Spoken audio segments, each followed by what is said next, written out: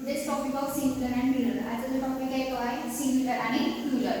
तर आपण काय सिंग्युलर आणि प्लुरल म्हणजे एकवचन आणि अनेकवचन साधारणपणे शेवटी एस हा प्रत्यय लावून करत असतो. पण बरेचसे असे सिंग्युलर आणि प्लुरल एकवचन आणि अनेकवचन आहे की ज्याला एस लागतो. आता बघा सामान्य नामाच्या शेवटी जर सपोज वर्डच्या शेवटी तुमचं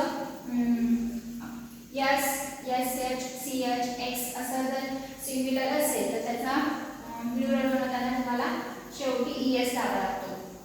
आणि एकवचन बनवताना तुम्हाला काय करायचंय ईएसचा यूज करायचंय. आता इथे बघा बस इथे शेवटी काय आलंय एस आलाय, इथे एस एच आलाय, सी एच ओ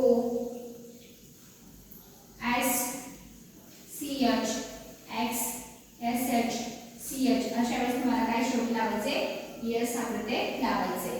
ठीक आहे. काही सांगणार आपण S S S sorry S S H C H X O असेल तर आपण काय लावतो ईएस लावतो. ठीक आहे. हा आपण बघितलाय.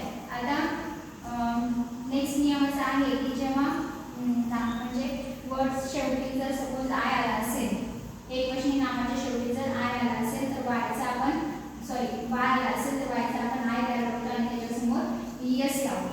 पण जर ऑवेल्स आले असतील एकवचनी नामाच्या शेवटी जर ऑवेल्स आले असतील तर आपण वायचा वायच ठेवतो आणि शेवटी एस हा प्रत्यय जोडतो. नंतर थर्ड नियम असं दिलाय एफ किंवा एफ जर एकवचनी नामाच्या शेवटी आलं असेल तर त्याचा आपण व्हीईएस करतो. त्याला अपवाद हे वर्ड्स दिलेले आहे.